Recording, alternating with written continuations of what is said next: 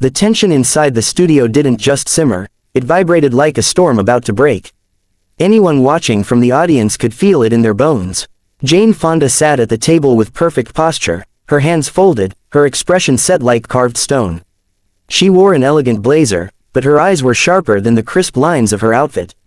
Joy Behar, across from her, kept shuffling her blue cue cards, pretending she was calm, pretending she wasn't glancing up every few seconds at Jane like she expected her to explode at any moment. Joy had been in television a long time, but something about Jane's mood was making her fidget like a rookie fresh out of media training. The producers whispered frantically behind the cameras. One of them held up a hand to the director. Just roll, we'll handle it in post if it goes south. Another whispered, she's in one of those moods. The red light flashed. They went live. Whoopi started the segment with her usual casual warmth, but even she seemed careful, like she was tiptoeing around invisible tripwires. Welcome back to The View, she said smoothly. We're joined today by the legendary Jane Fonda, Oscar winner, activist, author, and someone who has been speaking truth to power for decades.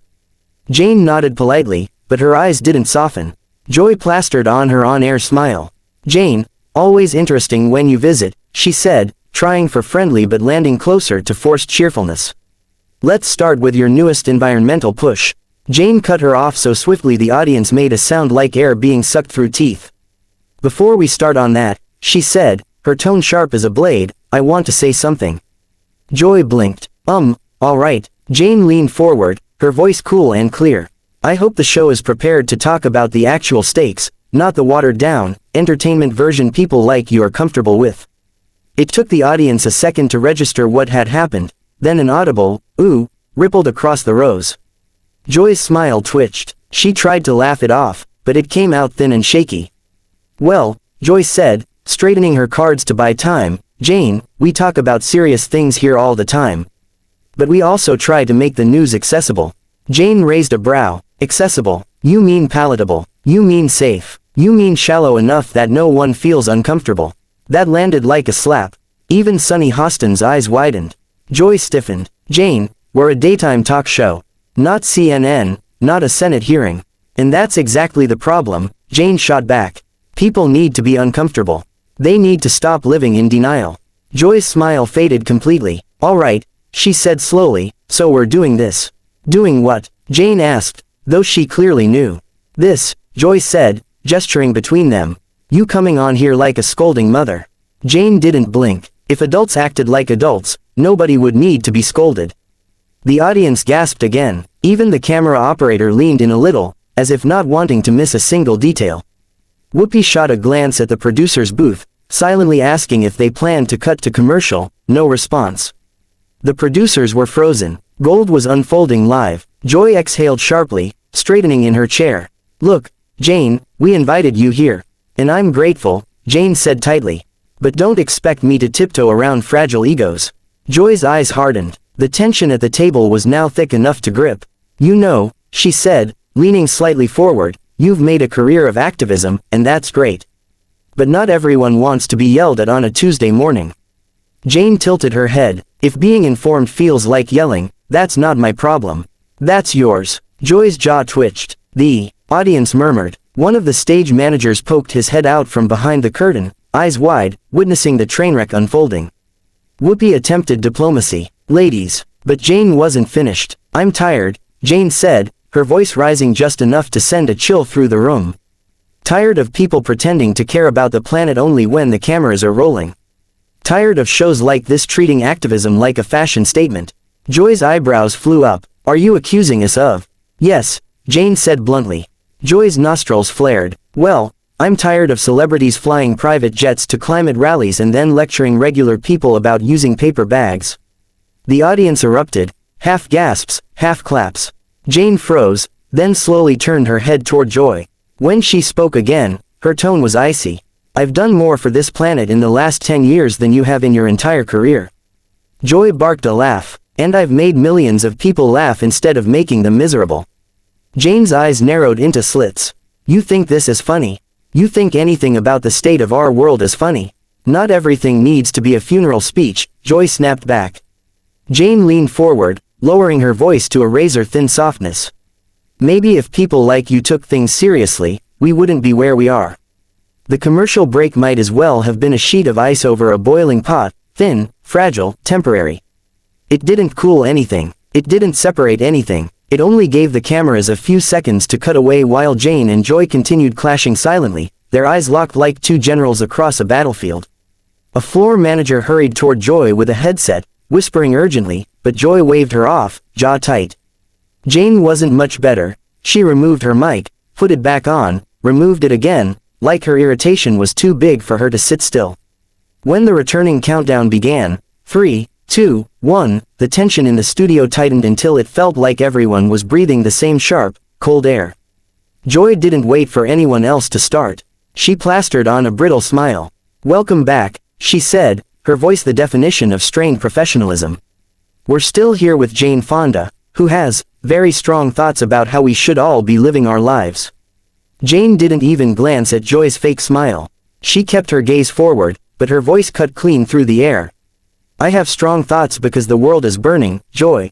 And pretending everything's fine doesn't make you charming. It makes you irresponsible." The audience reacted in a stunned wave, a sound somewhere between a gasp and a groan. Sunny Hostin buried her face in her cards for a moment, trying and failing to hide her discomfort. Sarah Haynes bit her lip so hard it turned white.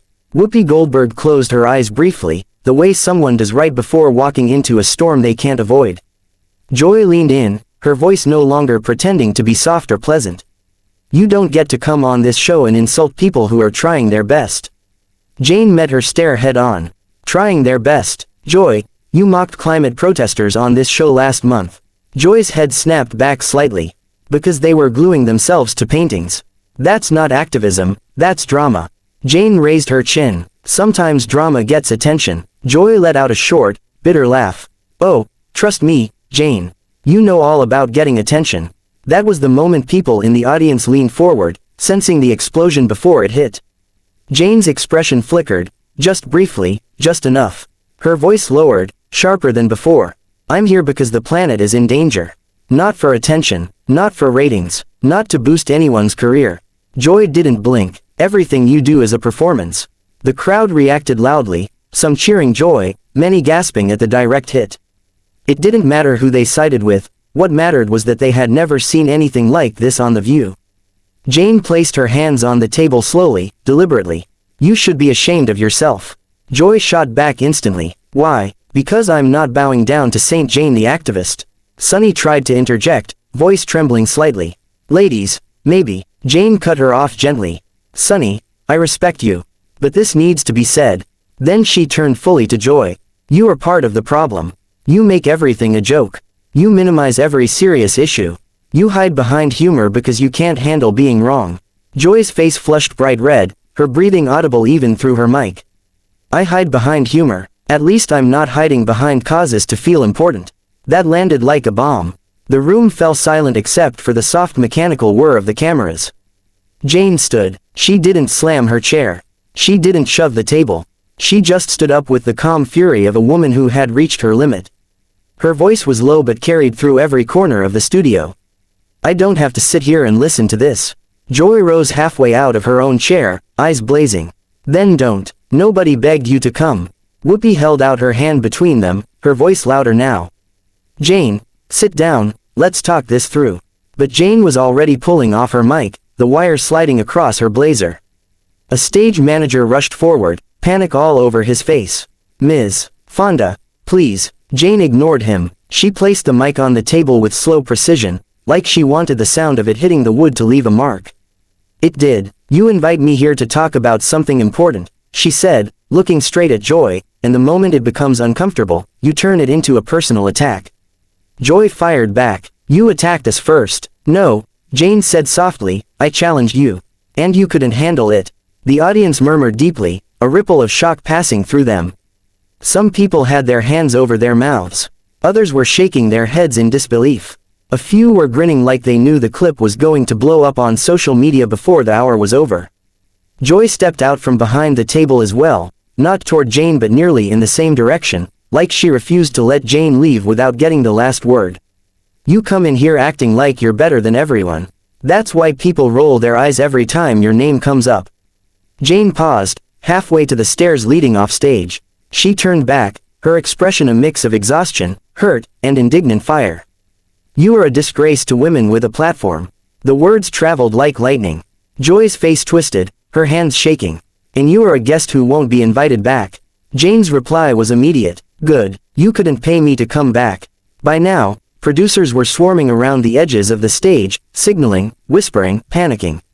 A couple audience members actually stood up, unsure if they were supposed to leave or if a brawl was seconds away. Whoopi rubbed her face with both hands. "Lord have mercy." Jane turned sharply and strode toward the exit. The stage manager followed her, trying to speak but unable to get a single word out fast enough.